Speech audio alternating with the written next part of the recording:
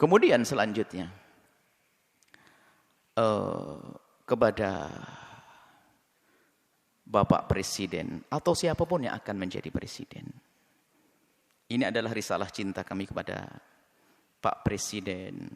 Ya kalau mendengar alhamdulillah, kalau tidak mendengar Allah berdengarkan ke hati, biarpun telinganya tidak mendengar.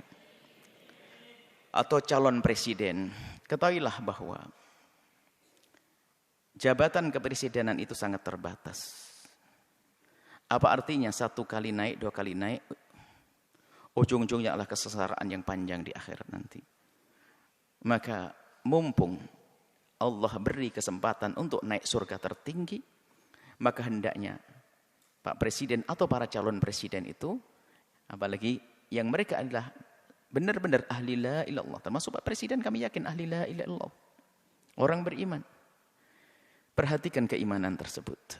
Jadikan jabatan presiden ini adalah untuk selamat di akhirat.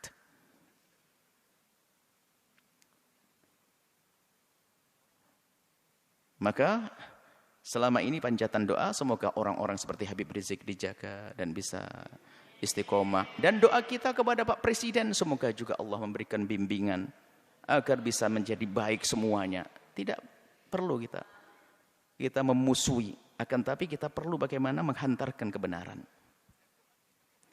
Kita tidak punya permusuhan dengan Bapak Presiden. Akan tapi kami punya cinta karena kami tahu beliaunya adalah ahli la ilaha illallah. Kami ingin bahasanya kelak juga selamat di akhirat. Maka mohon, atau calon-calon presiden yang akan datang. Ingat, jadi presiden adalah berbatas waktunya. Tapi akhirat adalah selamanya dan tidak berbatas.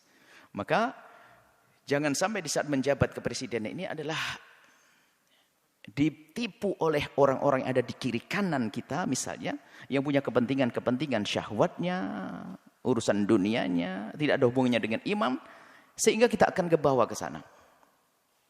Maka pandanglah dengan adil. Orang yang bakal mengganggu akhirat Anda pinggirkan. Anda bisa melihat pasti. Di kalangan menteri, di kalangan pokoknya harus dibersihkan dari orang-orang yang bakal mengganggu keselamatan kita di akhirat. Kami yakin Anda ahli iman. Kami mendengar Anda jadi imam sholat. Anda juga umroh. Subhanallah. Tinggal perlu Anda mengikuti hati kecil Anda bahwasanya Anda ahli iman. Maka segala sesuatu yang bertentangan dengan keimanan Anda ini ayo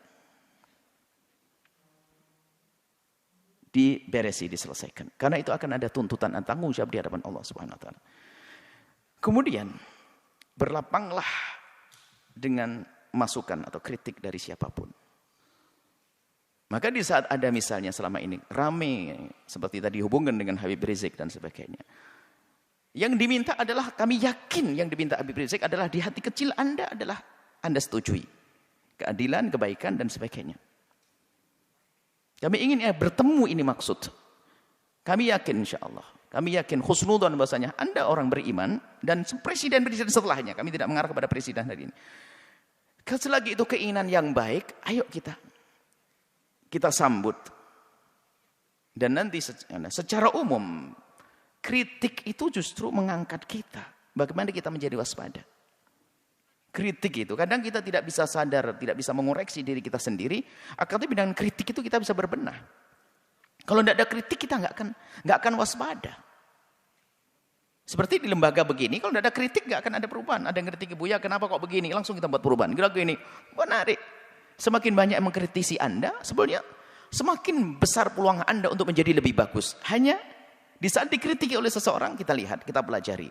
Lalu bagaimana? Yang mengkritik itu sendiri diajak untuk menyelesaikan bersama. Karena yang mengkritisi biasanya punya bahan, punya modal untuk menyelesaikan masalah.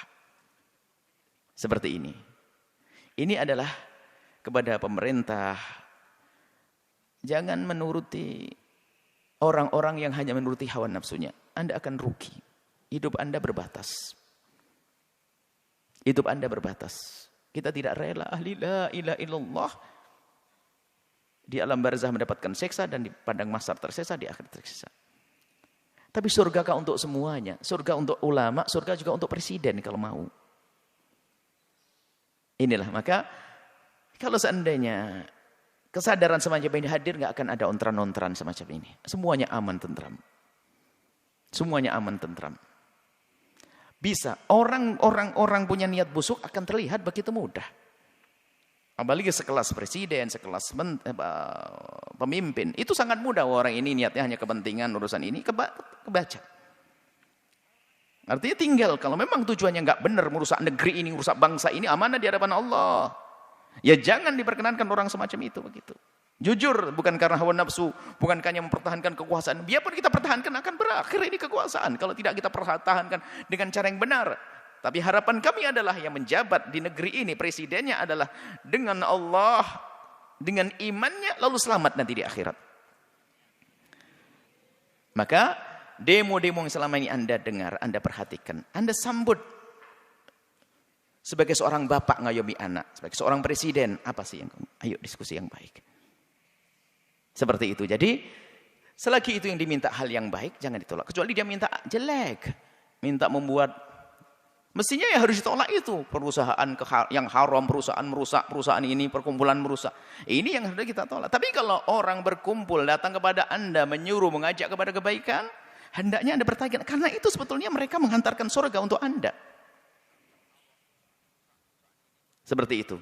Jadi ini kepada Bapak Presiden hari ini atau presiden yang akan datang. Semoga ini menjadi kaidah. Siapa menjadi presiden, hendaknya seperti itu. Allah keindahnya di dunia jadi presiden, ternyata jabatan presiden ini hanya untuk melangkah ke surga.